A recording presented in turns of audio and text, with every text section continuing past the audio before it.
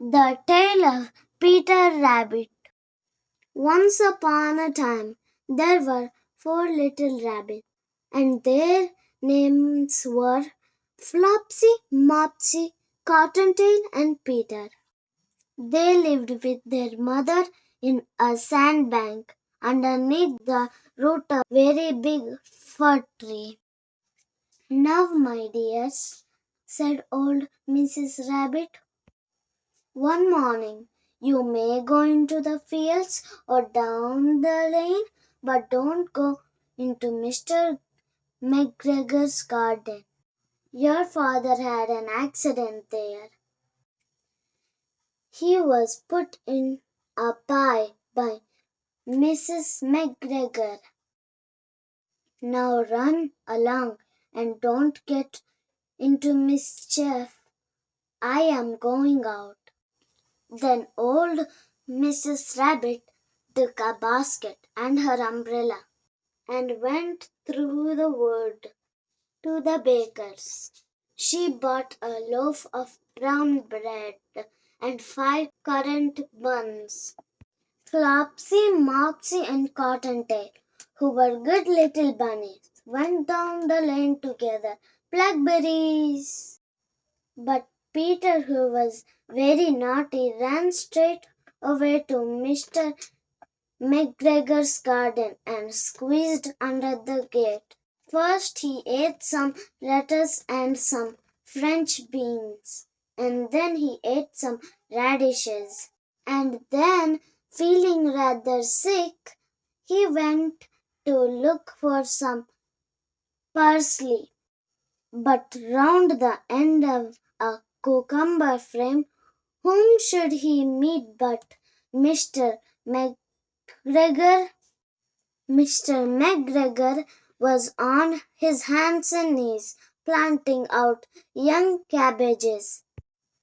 But he jumped up and ran after Peter, waving a rake and calling out, "Stop, thief, stop!"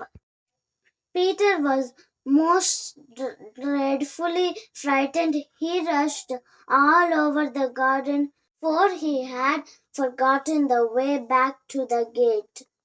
He lost one of his shoes among the cabbages and the other shoe amongst the potatoes.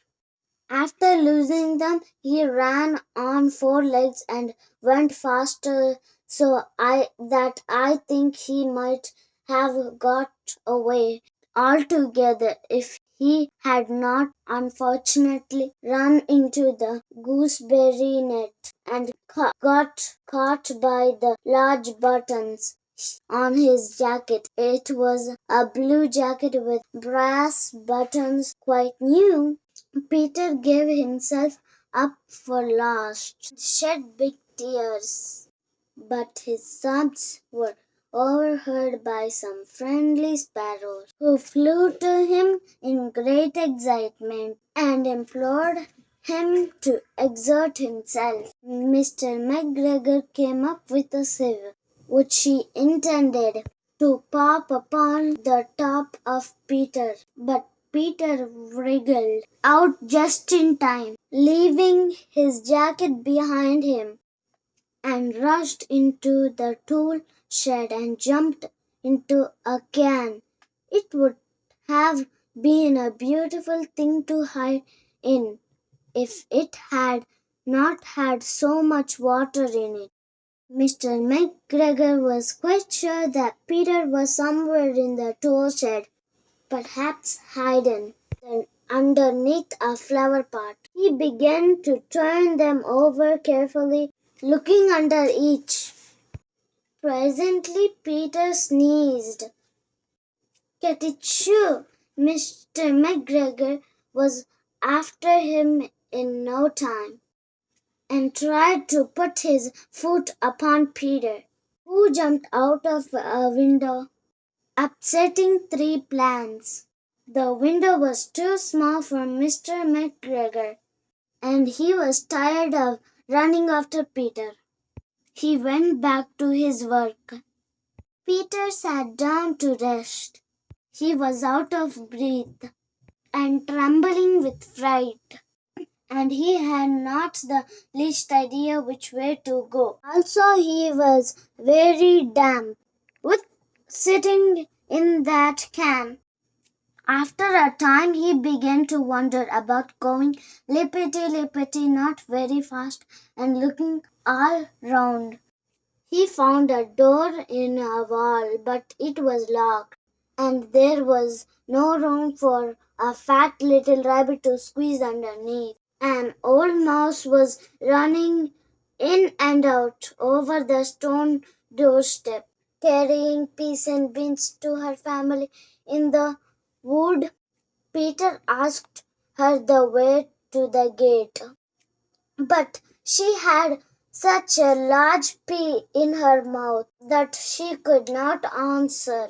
She only shook her head at him. Peter began to cry.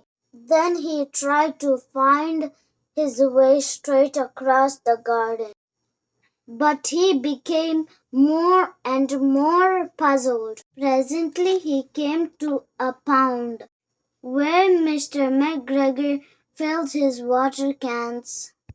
A white cat was staring at some goldfish. She sat very, very still, but now and then the tip of her tail twisted as if it were alive. Peter thought it best to go away without speaking to her. He had heard about cats from his cousin little Benjamin Bunny. He went back towards the tool shed, but suddenly quite close to him he heard the noise of a hole. Scratch, scratch, scratch, screech. Peter scuttered underneath the bushes, but presently, as nothing happened, he came out and climbed upon a wheelbarrow and peeped over. The first thing he saw was Mr. McGregor hoeing onions. His back was turned towards Peter, and beyond him was the gate. Peter got down very quietly off the wheelbarrow and started running as fast as he could go along a straight walk behind some black currant bushes. Mr. McGregor caught sight of him at the corner, but Peter did not care. He slipped underneath the gate and was safe at last in the wood outside the garden. Mr. McGregor hung up the little jacket and the shoes for a scarecrow to frighten the blackbirds. Peter never stopped running or looked behind him till he got home to the big fir tree. He was so tired that he flopped down upon the nice soft sand on the floor of the rabbit hole and shut his eyes. His mother was busy cooking. She wondered what he had done with his clothes. It was the second little jacket and pair of shoes the Peter had lost in a fortnight. I am sorry to say that Peter was not very well during the evening. His mother put him to bed and made some chamomile tea, and she gave a dose of it to Peter, 1 tablespoonful to be taken at bedtime. But Flopsy, Mopsy, and Cottontail had bread and milk and blackberries for supper.